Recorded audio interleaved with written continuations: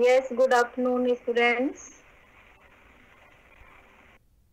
एक मूल्यों और उसकी विचारशीलता को अध्ययन करना है कि व्यक्ति किस तरह से सोचता है और किस तरह से व्यवहार करता है और जो उसका आसपास के वातावरण से प्रभावित होकर जो उसके विचार बनते हैं और उन्हीं विचारों को लेकर के उन्हीं से प्रभावित होकर वो किसी भी विषय पर जो है डिसीजन लेता है, निर्णय करता है। तो प्रशासन में जो प्रशासक होते हैं, जो अधिकारी होते हैं, उनका मेन काम क्या होता है? डिसीजन लेना, निर्णय लेना। क्योंकि जब वो निर्णय लेते हैं किसी भी परिस्थिति पर या किसी भी विषय पर, तो वो प्रभावित होता है आसपास के वातावरण पर, और अगर वो ज्यादा किसी एक फैक्टर से अगर वो ज्यादा प्रभावित हो गए तो ये संभव है कि वो उनका डिसीजन जो है वो रैशनल ना हो। तो डिसीजन लेना एक बात है, लेकिन तार्किक डिसीजन लेना एक अलग बात है। सो हर्बर्ट साइमन का जो पूरा सिद्धांत है वो डिसीजन मेकिंग पर है कि किस तरह से व्यक्ति प्रशासन में जो है डिसीजन लेता है, अधिकारी डिसीजन लेता है, और वो डिसीजन किससे प्रभावित होते हैं और क्या प्रभाव उसका समाज पर पड़ता है। तो इसीलिए हर्बर्ट साइमन को व्यवहारवादी विचारकों में अग्रणी माना जाता है।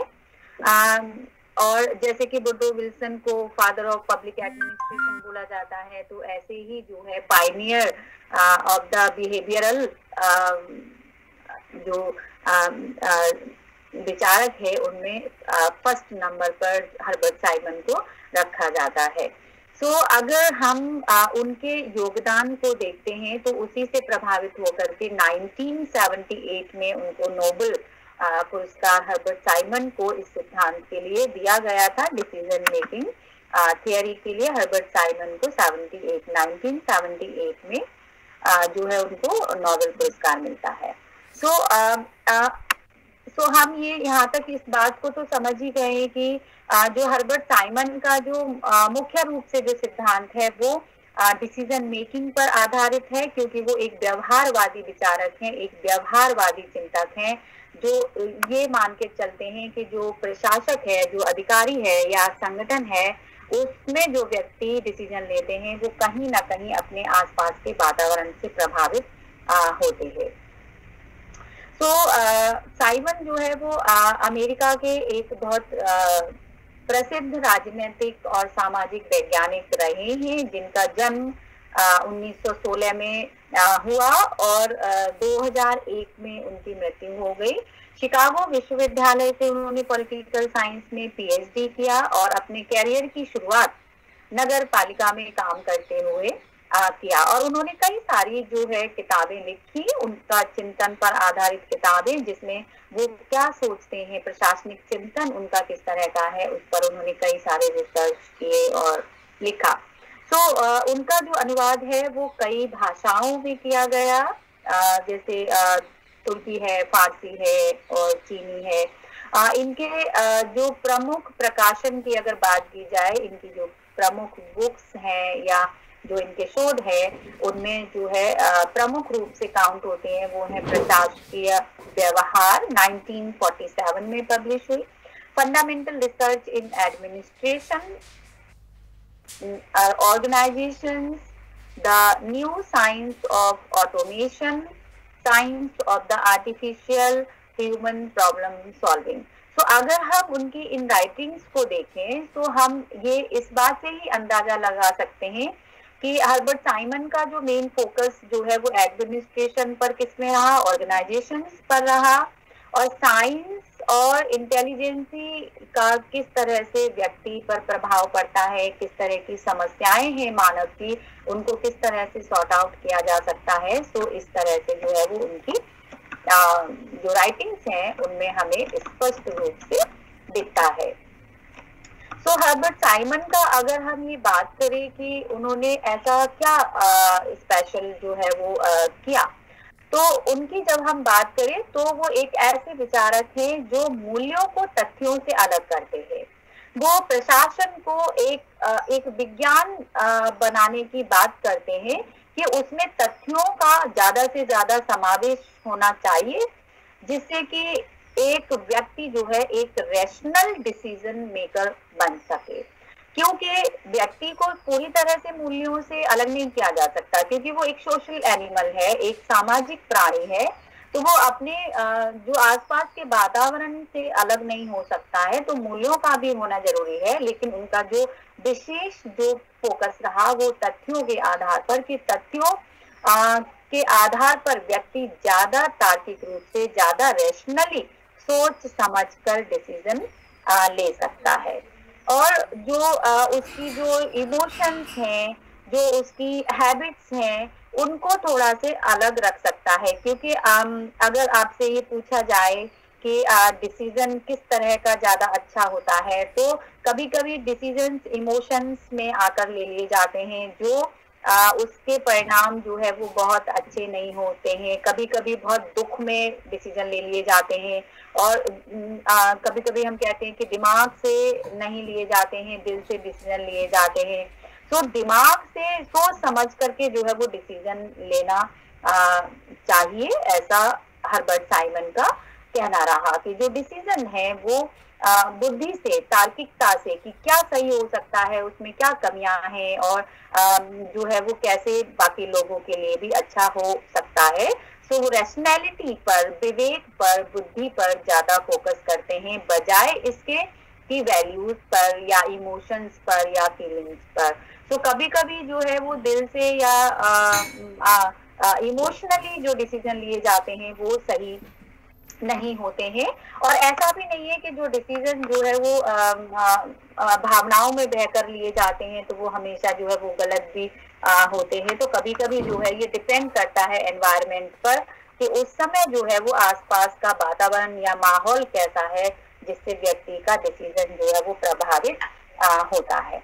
तो साइमन ये कहते हैं कि प्रशासन उनकी नजर में क्या है।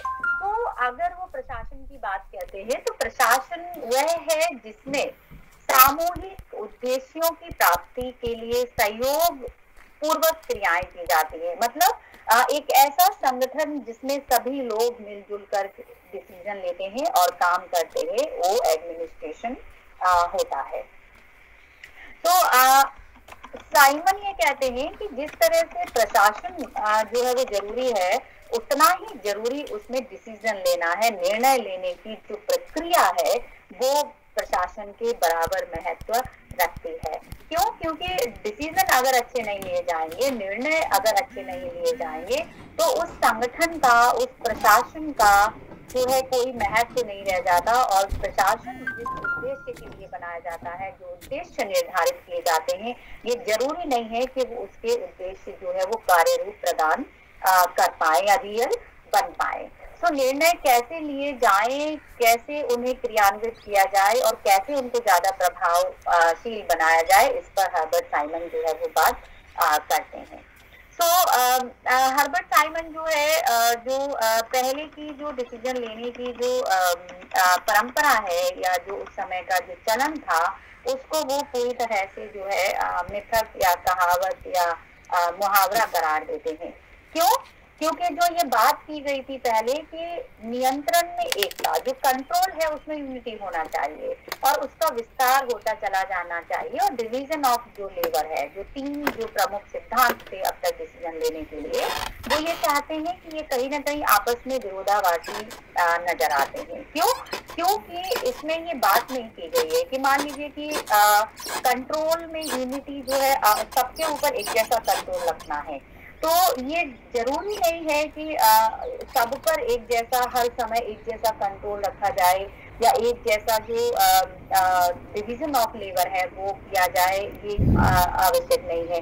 क्यों? क्योंकि उस समय की परिस्थितियां क्या है, जो मनुष्य या जो वर्कर्स है या जो मैनेजमेंट है वो किस तरह की परिस्थितियों में है, किस तरह के वातावरण से वो प्रभावित है, उसका जो एनवायरमेंट है वो किस तरह का है, उस पर कोई विचार विमर्श नहीं किया गया। तो ये कहीं ना कहीं हर्बर्ट साइमन जो है वो कमी मानते हैं कि इनके अभाव में जो है वो एक अच्छा डिसीजन नहीं लिया जा सकता है। तो साइमन ये कहते हैं कि सिद्धांत, ये जो सिद्धांत है मनुष्यों के रहने लायक मकान की अपेक्षा ऐसे मकानों की श्रृंखलाबद्ध अमूर्त कल्पना है। मतलब एक ऐसा ऐसा माना गया है कि जो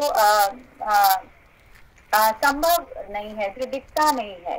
सो साइमन जो है पोस्ट कॉग की जो परिकल्पना की गई थी, उसकी उद्देश्यों को प्राप्त करने के लिए जो उपयोगी माना गया था, वो ये कहते हैं कि इसमें हमें एक रूपता नहीं दिखती है, कि पोस्ट कॉग का जो सिद्धांत है वो हर जगह एक जैसा फिट नहीं बैठ सकता है। क्यों? क्योंकि जो सिद्धांत है और जो व्यवहार है, वो दोनों में एक बड़ा सा गैप नजर आता है। क्यों? क्योंकि कभी कभी आप सोचिए कि आप जो डिसाइड करते हैं कि मुझे आज ये करना है, कल ये करना है, परसों ये करना है, तो आपने तो पक्का डिसीजन ले लिया कि हमको वैसा करना है।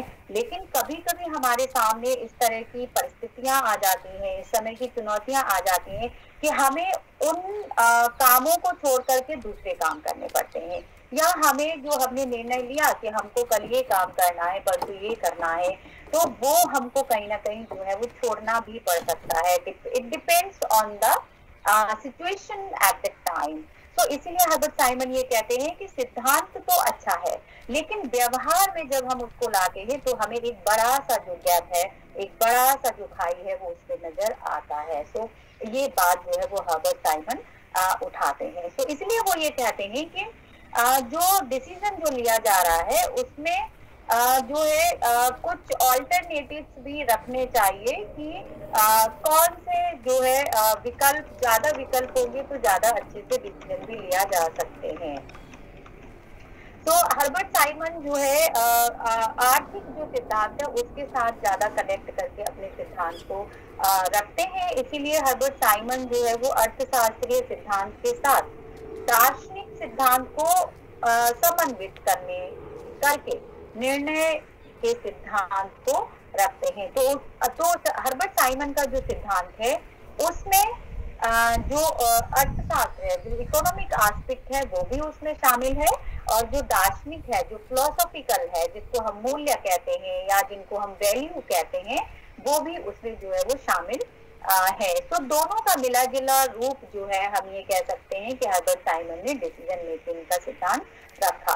तो हर्बर्ट साइमन पहले ऐसे विचारक हैं जिन्होंने प्रशासन में दार्शनिक और आर्थिक विचारों को एक साथ रखने की कोशिश की। उन्होंने रखा प्रशासकीय आचरण, एडमिनिस्ट्रेटिव बिहेवियर, जो उनकी राइटिंग है उसमें ये हमें देखने को मिलता है कि निर्णय से तात्पर्य तथ्य और मूल्यों का उचित योग है। There is the perfect combination of facts and values in the decision making.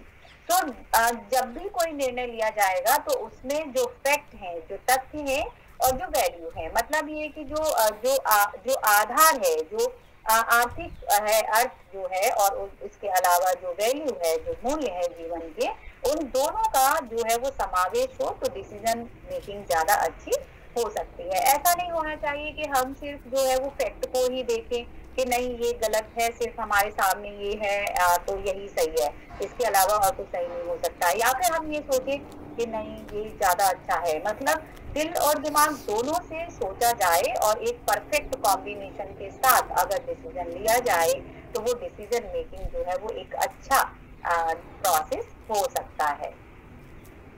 तो इस तरह से जो है हम हर्बर्ट साइमन के जो डिसीजन मेकिंग जो थियरी है उसको हम समझ सकते हैं। सो वो कई सारे एग्जाम्पल जो है वो देते हैं कि जैसे मान लीजिए कि वो ये कहते हैं कि तथ्य के आधार पर जो है वो किस तरह से समझा जा सकता है।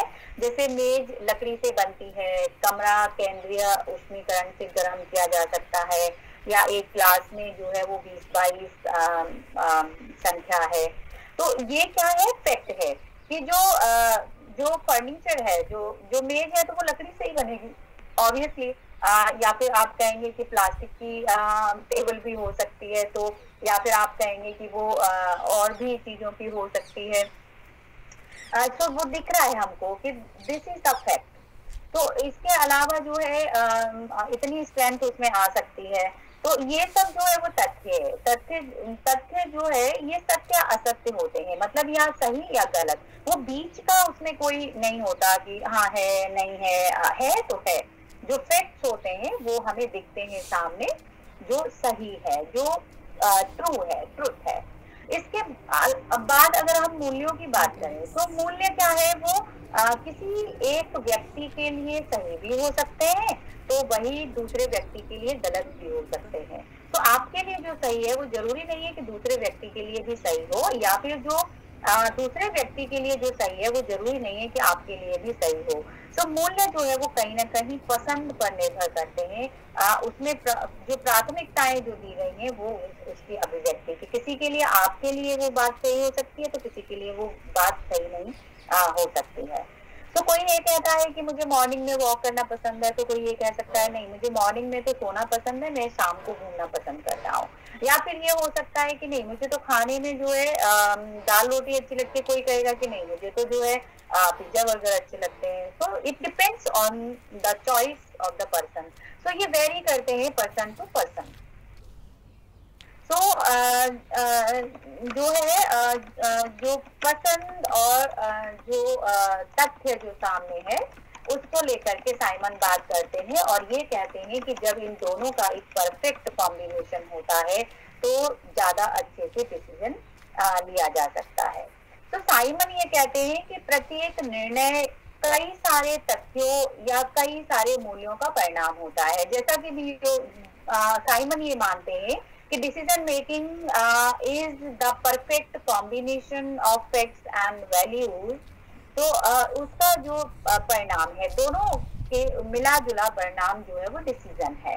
सो साइमन ये एग्जाम्पल से समझाने की कोशिश करते हैं कि मान लो एक सेनापति जो है वो आक्रमण करने की पद्धति के बारे में डिसीजन करना चाहता है कि मतलब किसी पर आक्रमण करना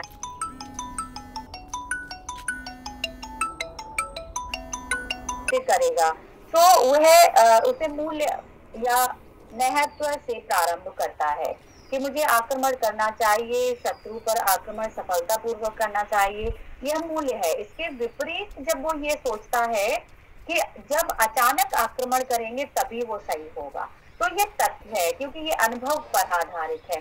दूसरा वो ये कह सकता है कि अचानक आक्रमण की परिस्थितियों में आक्रमण का स्थान और समय निहित है। इन दोनों तथ्य एवं मूल्य संबंधी कथनों को संयुक्त करने पर ही निर्णय संभव होता है। तो जो है आक्रमण के समय स्थान और समय का सफलतापूर्वक जो है संयोग जब होता है, जब उनको मिलाया जाता है तभी वो जो है संभव हो सकता है। सो इस तरह से जो निर्णय, जो कथन और मूल्य दोनों में जो कॉम्बिनेशन है वो ही डिसीजन मेकिंग है। तो जिस मूल्य कथन से कोई प्रारंभ करता है यह मूल्य कथन है और उसके बाद द्वितीय स्तर का कथन होता है कि हाँ वो उस पर जब विचार किया जाता है तो वो आगे चल करके वो डिसीजन बनता है।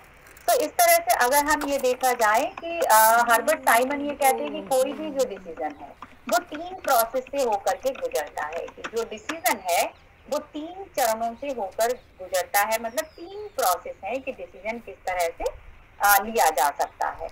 तो इस पर जाने से पहले I just want to see your comment, if there is any query then I will check out. Yes, I hope कि आप लोगों को यहाँ तक क्लियर है।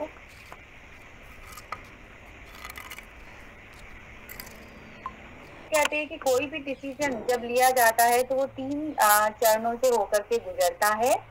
तो पहला है बौद्धिक गतिविधि, जो इंटेलिजेंस एक्टिविटी होती है या जो मेंटल एक्टिविटी होती है वो किस तरह की होती है। जब हम सोचते हैं, समझते हैं, तो निर्णय लेने की जो पहली प्रक्रिया है दैट इज इंटेलिजेंस, कि आप कैसे सोच समझ के जो है वो डिसीजन लेंगे।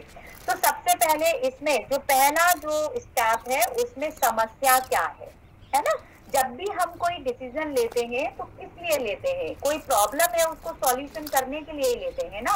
तो पहला जो चरण है वो है समस्या का पता लगाना, फाइंड आउट द प्रॉब्लम, और उससे संबंधित जितनी इंफॉर्मेशन है उनको इकट्ठा करना, सूचनाएं इकट्ठा करना, अर्थात इस चरण में, पहले चरण में निर्णय लेने के अवसर और स्थितियों का पता लगाया जाता है। तो शॉर्ट में हम ये कह सकते हैं कि जब भी हमें कोई डिसीजन लेना होता है तो सबसे पहले वो समस्या क्या है उसके बारे में हमको पता करना होता है और उसके बारे में इंफॉर्मेशन और डेटा जो है वो कलेक्शन करना पड़ता है, इकट्ठा करना पड़ता है। क्यों? क्योंकि अगर आपके पास जानकारी नहीं है तो आप जो है वो समस्या नहीं मालूम है तो डिसीजन किस बात पर लेंगे। तो first you have to find out the problem, what is the problem, then you start the collection of data, information collection. आप इंफॉर्मेशन कलेक्ट करेंगे और उसके बाद जो सेकंड जो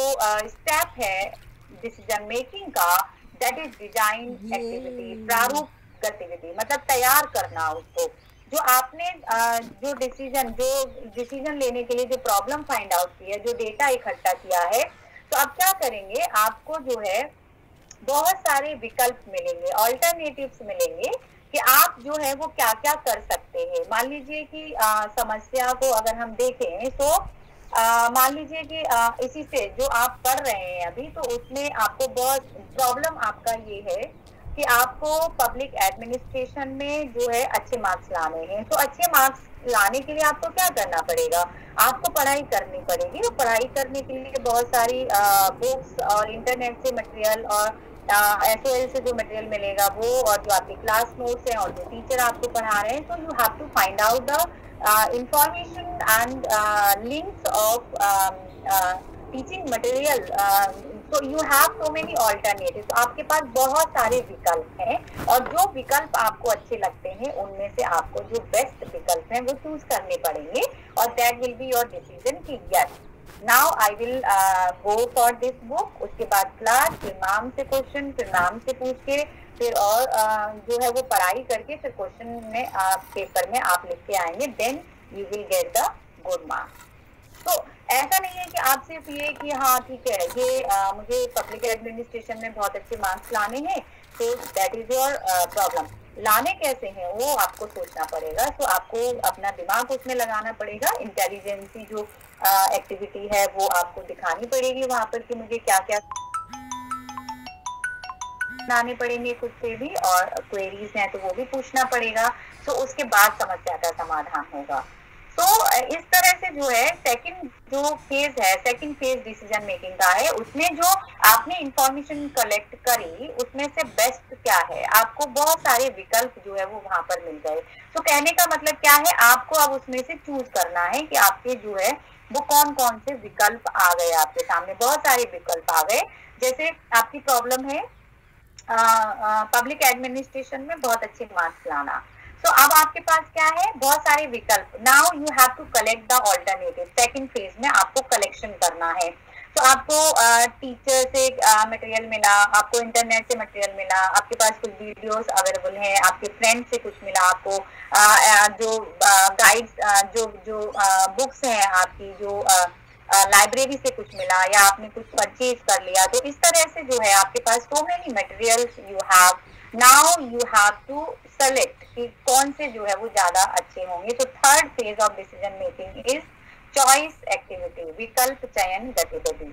अब ये आपका जो निर्णय आप लेंगे वो निर्णय ये लेंगे कि जो चीजें मुझे मिली हैं इनमें से कोई एक जो सबसे अच्छा है, आप जो निर्णय करेंगे वो आपके लिए बेस्ट होगा। That will be the best decision, that will be the rational decision. कि हाँ मैंने कई सारे ऑल्टरनेटिव्स को देख लिया, अब मुझे इनमें से जो है जो एक दो जो अच्छे लग रहे हैं मैं अब इन पर फोकस करके करूंगी या करूंगा और मैं अच्छे मार्क्स लेकर के आऊंगा। तो that will be your decision. तो डिसीजन लेने के लिए आपको 3 प्रोसेस से गुजरना पड़ता है। पहला प्रोसेस होता है फाइंड आउट द प्रॉब्लम, क्या प्रॉब्लम है आपकी। Then you have to collect the data, और आपके पास सेकंड ऑप्शन में सेकंड फेज में जो है वो बहुत सारे ऑप्शंस आपके पास बन जाएंगे, और थर्ड में उन ऑप्शन से आपको एक बेस्ट जो है वो चुनना पड़ेगा कि क्या मेरे लिए सही है। तो that will be the rational decision for you. तो हर्बर्ट साइमन ये कहते हैं कि ये तीनों जो है वो एक के बाद एक आते हैं। ऐसा नहीं है कि कोई एक के बाद आप तुरंत थर्ड पे पहुंच जाएंगे। सो जो जो आपकी जो मेंटल जो एक्टिविटी है, जो आपकी इंटेलिजेंसी है, वहां से आप जो है बाकी चरणों में शामिल हो सकते हैं। तो कहने का मतलब ये है कि जब आप कोई चीजों के बारे में सोचते हैं, समझते हैं, इंफॉर्मेशन गैदर करते हैं और उसके बेस पर जब आप कोई डिसीजन लेते हैं, तो that decision is rational decision, एक अच्छा जो है वो डिसीजन या निर्णय होता है। वो मैंने आपको एग्जाम्पल से समझाने की भी कोशिश की है।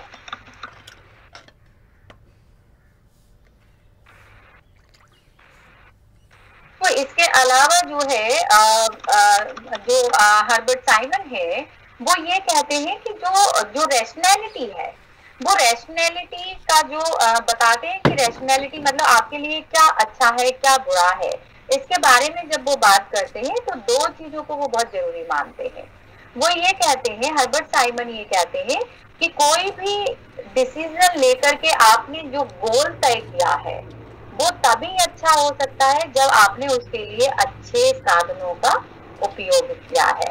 जैसे गांधी भी जो है वो मीन्स की बात करते हैं कि साधन भी अच्छे होने चाहिए, अच्छे गोल के लिए अच्छे साधन भी होने चाहिए। तो जो भी आपने डिसीजन लिया है, उसके लिए आप जिन साधनों का प्रयोग कर रहे हैं वो अच्छे होने चाहिए। जैसे फॉर एग्जांपल अगर हम यही मान के चलें जो कि पब्लिक एडमिनिस्ट्रेशन में आपको अच्छे मार्क्स लाने, so that is your decision, जो आपका ऑब्जेक्टिव है कि अच्छे मार्क्स लाने। अब उसमें अगर आप अच्छे रीडिंग्स पढ़ेंगे, क्लास करेंगे, लिंक को देख करके डिसीजन जो आप लेंगे, जो कि हाँ ये मटेरियल मेरे पास अच्छा है, तो तभी आप अच्छा जो है वो पढ़ सकते हैं। अगर आपके साधन अच्छे नहीं है, आप मान लीजिए ठीक है पढ़ लेंगे, कुछ देख लिया ऐसे ही कहीं पर मिल गया, तो you will not get the good marks. तो it depends on the means कि आपके जो मीन्स हैं वो कैसे हैं। तो जो है साधन जो है वो आपके अच्छे होंगे, तभी आप अच्छे जो ऑब्जेक्टिव है, जो अचीवमेंट है, वहां तक पहुंच सकते हैं। तो साधन अच्छे हैं तो आप अच्छे साथियों तक पहुंच सकते हैं, और आपके अच्छे साथी हैं तो आप अच्छे साधनों के माध्यम से उसको अचीव कर सकते हैं। लेकिन यहाँ पर एक प्रॉब्लम ये है कि जो रैशनैलिटी है उसमें कई जो है लिमिटेशंस भी है। वो लिमिटेशंस क्या है कि आप जो है किस तरह से डिसीजन ले रहे हैं, उसमें क्या लिमिटेशंस आ सकती हैं। क्योंकि देखिए हर विकल्पों का ज्ञान होना बहुत जरूरी है, लेकिन ये जरूरी नहीं है कि जो विकल्प आप चूज कर रहे हैं वो अच्छे ही होंगे। वो आज के समय में अच्छे हो सकते हैं, लेकिन आने वाले समय में अच्छे हो जाएं ये जरूरी नहीं है। तो इस तरह का जो क्रम है, साध्य और साधन जो श्रृंखला है, वो हमेशा जो है वो लगातार चलता रहता है। तो आज आपके लिए जो सही है वो हो सकता है कि कल आने वाले समय में वो गलत हो जाए। तो ये डिसीजन नहीं लिया जा सकता प्रॉपर कि जो आपने चूज किया है आज वो कल भी अच्छा होगा। तो फ्यूचर जो है, जो आपने जो डिसीजन लिया है और जो आपने गोल निर्धारित किया है, जो अचीव करना चाहते हैं, वो जरूरी नहीं है कि वो उस डिसीजन जो है वो 100% करेक्ट हो और आपको वो मिल भी जाए, क्योंकि दोनों ही सिचुएशंस जो है वो आपस में विरोधाभासी भी हो सकती है। तो ऑल्टरनेटिव्स जब आपको मिलते हैं तब वहां पे हर एक ऑल्टरनेटिव्स को देखा जा सकता है कि मेरे लिए क्या ज्यादा बेटर है और क्या कम बेटर है। तो जब आपके पास बहुत सारे ऑप्शंस आते हैं तब वहां पर आप जो है वो इन चीजों के थ्रू जो है वो पता कर सकते हैं कि कौन सा ज्यादा सही है।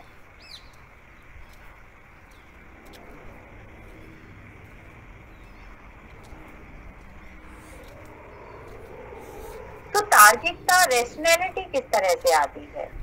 तार्किकता लाने के लिए जो है वो कई सारे चीजों का जो है वो समन्वयन होता है कि एक अच्छे तार्किक दृष्टिकोण के साथ जब आप डिसीजन लेते हैं तो वो जो है वो डिसीजन ज्यादा बेटर होता है, बजाय कि आपने तुरंत जो है वो कोई भावनाओं में बहकर या इस तरह से आपने डिसीजन ले लिया। तो हर विकल्प के बाद जो आपने जितने विकल्प हैं उन सबको अच्छे से चुन करके जब आप डिसीजन लेते हैं कि ये विकल्प चुनूंगा या चुनूंगी तो ये परिणाम होंगे, ये हम चुनेंगे तो ये परिणाम होंगे, और ये हम करेंगे तो ये परिणाम होंगे। आप इसको इस तरह से समझ सकते हैं कि जब आप अच्छे मार्क्स लाने के लिए, जब आप अच्छे से पढ़ करके लिख करके जो है तैयार करते हैं और फिर लिख करके देखते हैं क्वेश्चन का आंसर, तो definitely you will get the good marks. आप उसमें बहुत सारे जो है बहुत सारे मीन्स की आप अपने आंसर को रिप्रेजेंटेबल बनाते हैं। एक अच्छा आंसर जब आप लिखते हैं तो आपको अच्छे मार्क्स मिलेंगे। जब आपने ये सोच लिया कि अरे ठीक है हो जाएगा, कोई बात नहीं है, कर लेंगे, एक दिन पहले कर लेंगे, 2 दिन पहले कर लेंगे, मिल जाएंगे, तो जरूरी नहीं है कि वो उस समय सिचुएशन वैसी ही बनी रहे कि आप देख पाए। जरूरी नहीं है कि उस समय कोई भी प्रॉब्लम हो सकती है कि आपको बिल्कुल टाइम भी ना मिले आप देखने का, जो आपने कहा कि हम तब तैयार कर लेंगे। सो it depends on the situation. इसलिए जरूरी है कि आपके सामने जो विकल्प है उनके पॉजिटिव और नेगेटिव दोनों ही तरीके से सोच करके जो है वो उसके बाद निर्णय लेना चाहिए। सो जो सबसे बेटर है, जो सबसे अच्छा है, वो डिसीजन जो है वो लेना चाहिए उस विकल्प के साथ।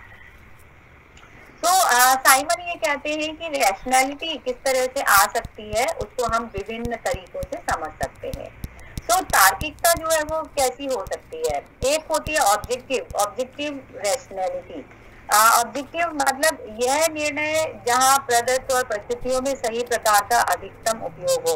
ऑब्जेक्टिविटी समझते हैं जहां पर हम जैसे मान लीजिए ऑब्जेक्टिव क्वेश्चन होते हैं यस नो, तो वहां पे क्या है, बिल्कुल एकदम डायरेक्ट ये बात है कि या तो यस है या नो है, बीच में उसका कोई चीज नहीं है।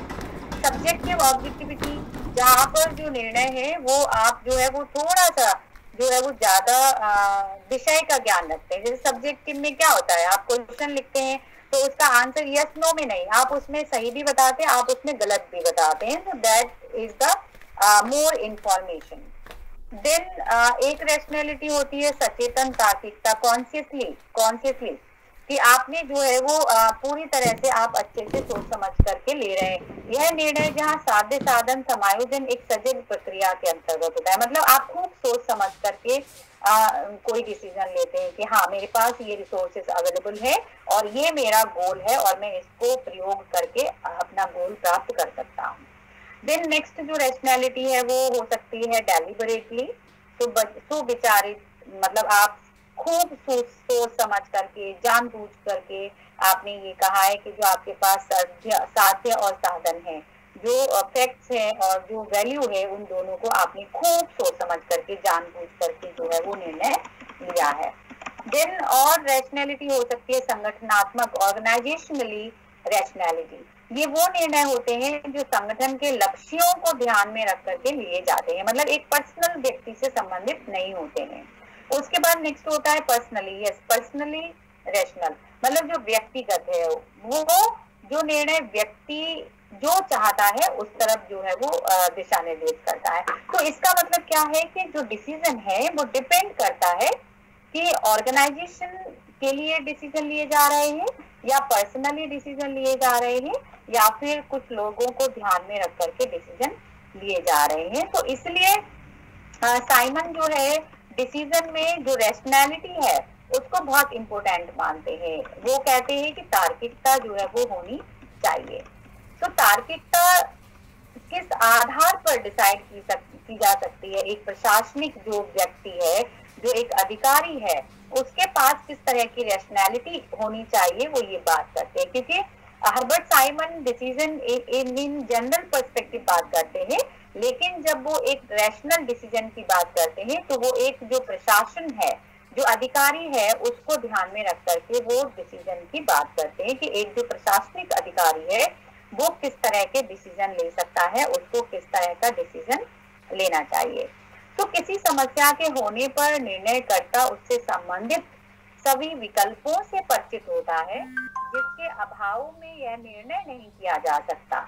अतः निर्णय करने से पहले विकल्पों का पता होना जरूरी है कि आप कोई भी गोल जो आपने डिसाइड किया उसको अचीव करना चाहते हैं, तो उसमें ये आपको पता होना चाहिए कि कौन कौन से विकल्प हैं। आप इधर जैसे मान लो आपको पहुंचना है कहीं पर, तो कई सारे रास्ते हो सकते हैं, आप इधर से भी जा सकते हैं, आप उधर से भी जा सकते हैं। कई सारे जो है रूट के साथ कई सारे मोड ऑफ ट्रांसपोर्टेशन हो सकते हैं, पर्सनल गाड़ी से भी जा सकते हैं, स्कूटर से भी जा सकते हैं, मेट्रो से भी जा सकते हैं।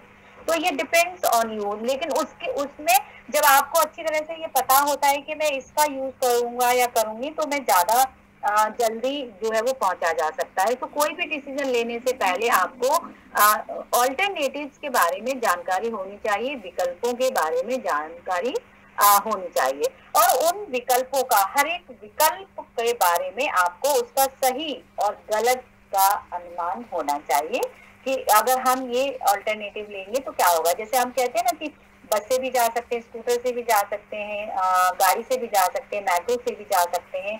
तो कौन सा ज्यादा बेटर है कि हम पर्सनल व्हीकल यूज करें या पब्लिक ट्रांसपोर्टेशन करें, तो उसमें ये मालूम होना चाहिए कि इसको यूज करेंगे तो क्या होगा, इसको यूज करेंगे तो क्या होगा। तो हर एक विकल्प के बारे में, उसके अच्छे बुरे के परिणाम के बारे में मालूम होना चाहिए।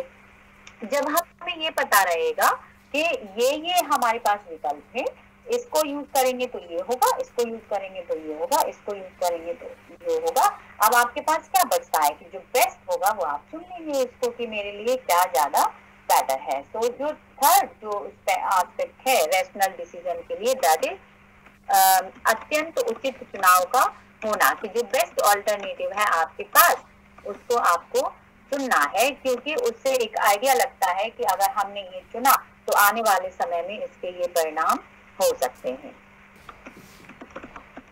तो इस तरह से जो है परिणाम कि आने वाले समय में किस तरह के परिणाम हो सकते हैं, ये एक अच्छे डिसीजन, जो तार्किक जो डिसीजन है उसके माध्यम से ही लगाया जा सकता है।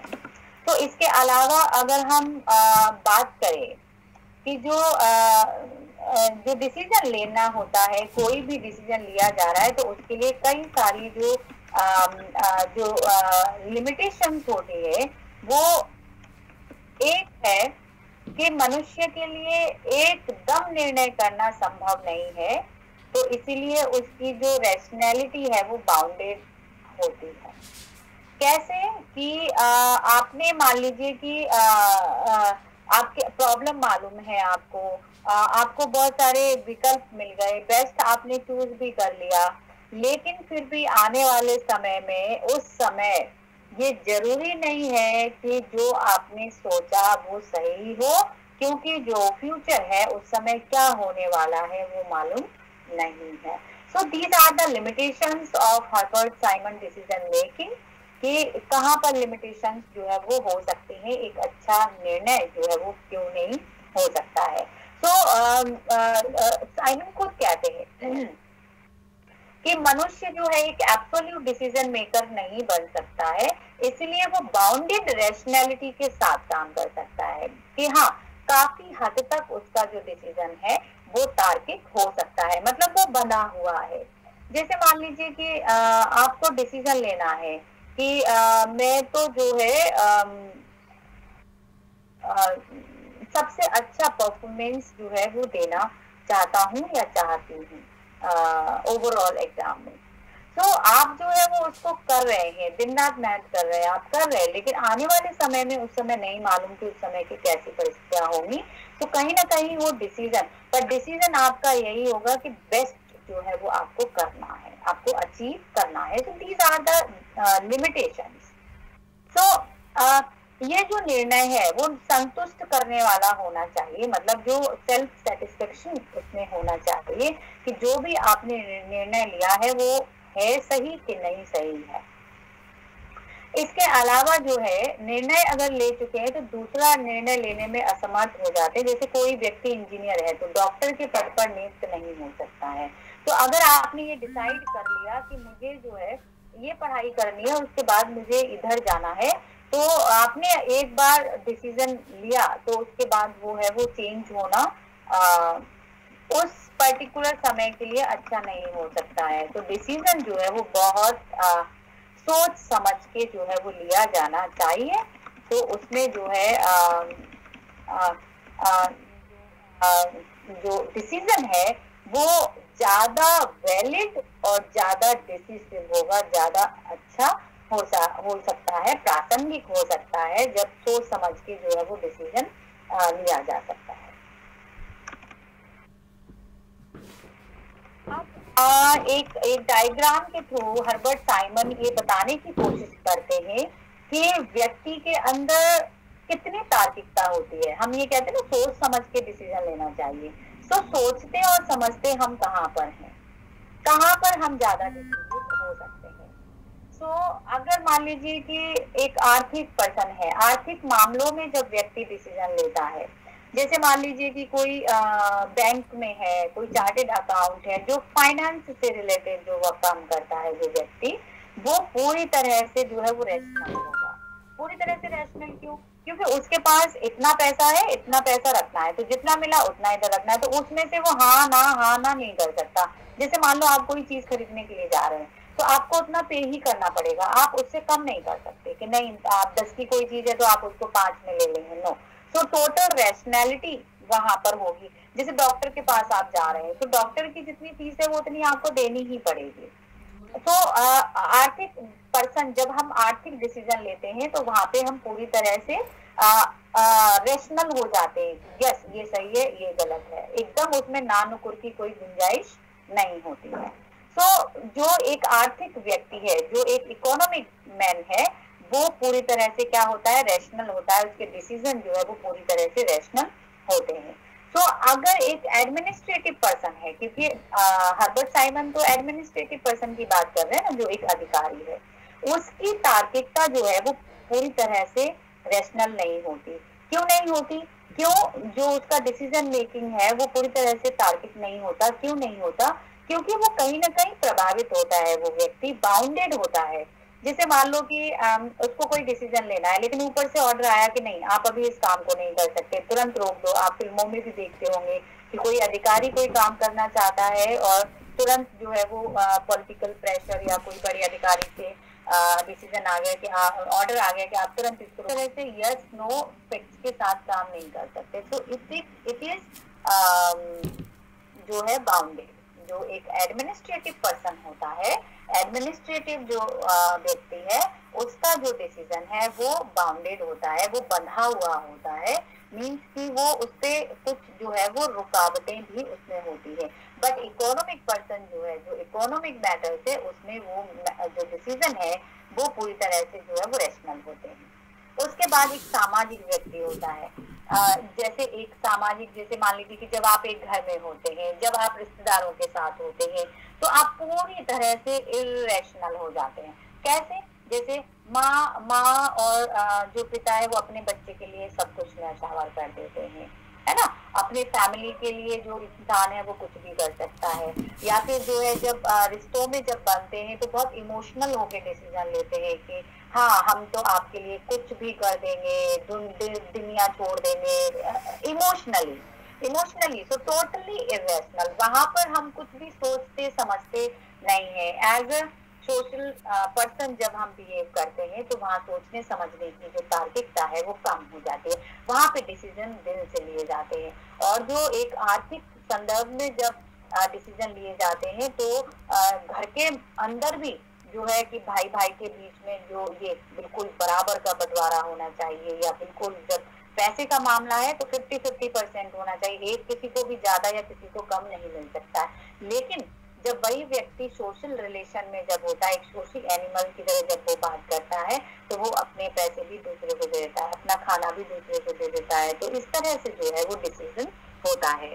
तो साइमन यही बात करते हैं कि एक व्यक्ति जो है वो कब बहुत ज्यादा तार्किक हो सकता है। तो इकोनॉमिक पर्सन टोटल रेशनल हो सकता है, सोशल एनिमल टोटली रेशनल होता है, और जो एक एडमिनिस्ट्रेटिव जो पर्सन होता है वो बाउंडेड रेशनल होता है, कि ना वो पूरी तरह से आर्थिक रूप से टोटली रेशनल हो सकता है और ना ही वो सामाजिक रूप से जो है टोटली इरेशनल होता है। उसको बहुत सोच समझ के जो है वो डिसीजन लेना होता है। तो एक एडमिनिस्ट्रेटिव जब एक डिसीजन लेता है तो उसकी जो रैशनैलिटी है वो रैशनैलिटी बाउंडेड कैसे है, ये वो बताने की कोशिश करते हैं इस चार्ट के थ्रू। कि जो एक मैं इसको आपको दिखाती हूँ। जो एक व्यक्ति है वो एडमिनिस्ट्रेटिव पर्सन, एक जो अधिकारी है, वो किस तरह से डिसीजन जो है वो लेता है, कैसे उसकी रैशनैलिटी जो है वो बाउंडेड होती है, ये इस के माध्यम से यहाँ पर दिखाने की कोशिश की गई है। एक प्रशासनिक व्यक्ति अपने आसपास के वातावरण से बहुत ज्यादा प्रभावित होता है, इसलिए उसका डिसीजन जो है वो टोटली रैशनल नहीं हो सकता है, या फिर वो बहुत सोच समझ के डिसीजन लेता है, इसलिए उसका डिसीजन जो है वो टोटली इरेशनल नहीं हो सकता है। तो वो किससे प्रभावित होता है ना, वो जब डिसीजन लेता है तो वो क्या क्या किस तरह से डिसीजन लेता है। तो वो जब वो डिसीजन लेता है तो वो ये देखता है कि जो संगठन है उसके क्या उद्देश्य है, उसके बाद इंफॉर्मेशन उसके पास क्या है, फिर उसके बाद उसमें किस तरह की उसको प्रॉब्लम्स आ सकती हैं, उसके पास क्या सफिशिएंट जो रिसोर्सेज हैं वो हैं या नहीं है ना, और जो आसपास का वातावरण है वो कैसा है, जो ऑल्टरनेटिव्स है वो उसके पास किस तरह के हैं, उसके पास जानकारी है ऑल्टरनेटिव्स की कि नहीं, पर्सनल कुछ रीजन है वो भी उसको अफेक्ट कर सकते हैं, और इसके अलावा जो संगठन जो है वो भी उसको प्रभावित कर सकते हैं, और इन सब से प्रभावित होकर के वो एक जो है सेटिस्फैक्टरी डिसीजन लेता है। तो ये वो रीजन है जिसकी वजह से एक व्यक्ति जो है एक जो एडमिनिस्ट्रेटिव पर्सन है वो इन सब बातों को ध्यान में रखकर जो है वो डिसीजन लेता है। तो इन बातों को ध्यान में रख करके जो है कोई भी एडमिनिस्ट्रेटिव व्यक्ति जो है वो आसपास के वातावरण से, विकल्पों से, जो उसके पास जो अवेलेबिलिटी है, रिसोर्सेज है, उसको ध्यान में रख करके वो डिसीजन लेता है।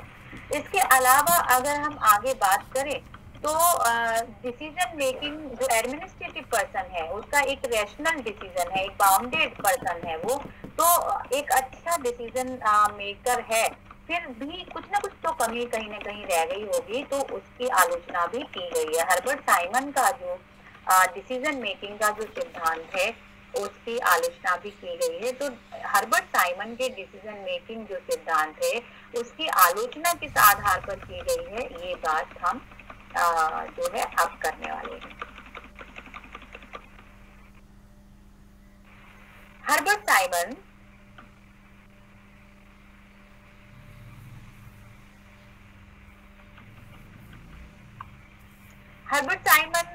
जो है तथ्यों पर ज्यादा फोकस करते हैं। तथ्यों पर कैसे, जैसे अभी प्रीवियस आपको एक डायग्राम दिखाया कि जब एक एडमिनिस्ट्रेटिव पर्सन जब डिसीजन लेता है तो वो किस तरह से आसपास के वातावरण से प्रभावित होता है तब वो डिसीजन लेता है।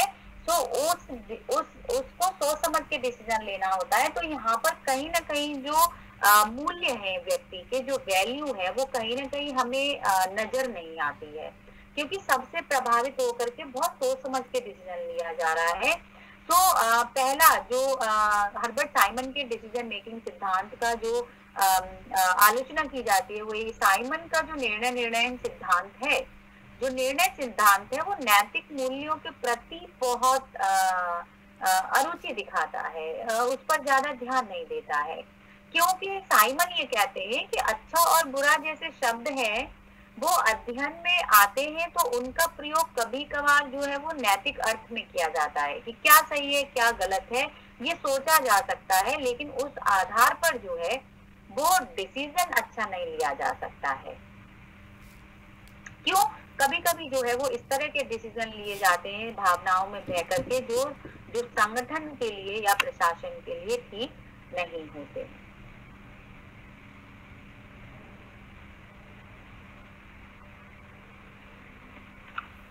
तो हर्बर्ट साइमन का अगर हम आलोचना देखें तो मूल्यों का जो है वो अभाव हमें नजर आता है कि अच्छे बुरे की बात पर वो ज्यादा फोकस नहीं करते, क्योंकि उनके पास जो तथ्य अवेलेबल है कि उनके पास विकल्प है, उसमें से अच्छा उनको चुनाव करना है, उनके पास जो रिसोर्सेज है उनका ज्यादा से ज्यादा यूज करना है, टाइम तय समय में काम करना है, जो आसपास का एनवायरनमेंट है उसको भी ध्यान में रखना है।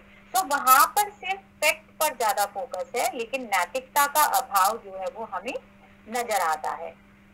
जो जैसे फैक्ट, अगर मान लीजिए फैक्ट पर अगर अनैतिकता भी है कि ये सही नहीं है, लेकिन फैक्ट ये कह रहे हैं कि नहीं नहीं ये ठीक है, ऐसा होना चाहिए, तो वो सही भी हो सकता है, उसको वो सही भी मानते हैं। इसके अलावा साइमन का जो ये सिद्धांत है वो विकासशील देशों के लिए कहीं हद तक जो है वो ठीक से नहीं, उन पर ज्यादा बात नहीं की जा सकती है, क्योंकि जो विकासशील देश हैं वो अभी डिसीजन मेकिंग प्रोसेस में है, वो डेवलपिंग की ओर है, डेवलपमेंट की ओर है, डेवलप कर रहे हैं। तो वो एकदम यस और नो जो है वो उसके आधार पर डिसीजन नहीं ले सकते हैं। इसके अलावा हर्बर्ट साइमन के जो निर्णय सिद्धांत है उसकी इस आधार पर आलोचना की जाती है कि उन्होंने जो है वो यांत्रिक अवधारणा को ज्यादा बढ़ावा दिया है, क्योंकि वो फैक्ट पर ज्यादा फोकस करते हैं, मूल्यों की भी बात करते हैं, लेकिन मूल्यों की तरफ जब वो जब डिसीजन मेकिंग प्रोसेस को बताते हैं तो उसमें मूल्यों पर वो बात नहीं करते हैं। तो कहीं ना कहीं जो है जो साइंटिफिक जो नजरिया है उसको ज्यादा मजबूत करते नजर आते हैं।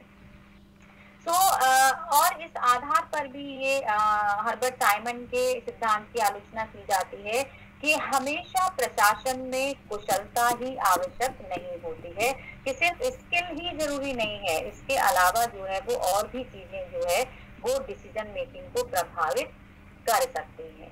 तो कुशलता प्रशासन का एकमात्र लक्ष्य नहीं हो सकता है, बल्कि और भी हो सकता है। क्यों? क्योंकि संसाधन की कमी हो, संगठन के सदस्यों को इस कमी का पता हो। तो साइमन इस बात पर पहुंचते हैं, साइमन के जो निष्कर्ष हैं कुशलता के आधार को वो ज्यादा महत्वपूर्ण जो है वो मानते हैं। तो कुशलता तभी आएगी जब लोग हैं और लोगों के पास संसाधन है। तो सिर्फ संसाधन है और लोग नहीं है तो फिर वो काम नहीं हो सकता है।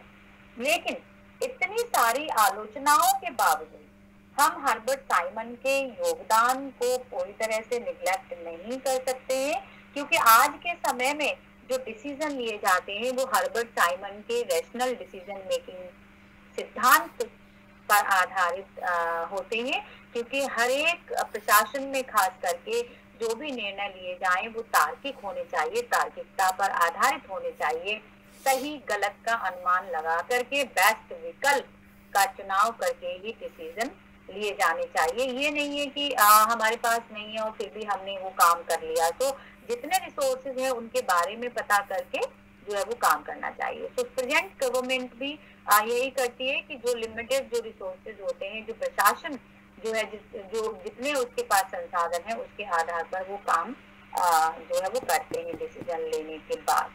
तो इस तरह से हम ये कह सकते हैं कि संगठनों में जो है प्रशासन में निर्णय लेने की जो प्रक्रिया है उसको हर्बर्ट साइमन ने बहुत बहुत महत्वपूर्ण योगदान दिया है। So now I'm moving on your comments.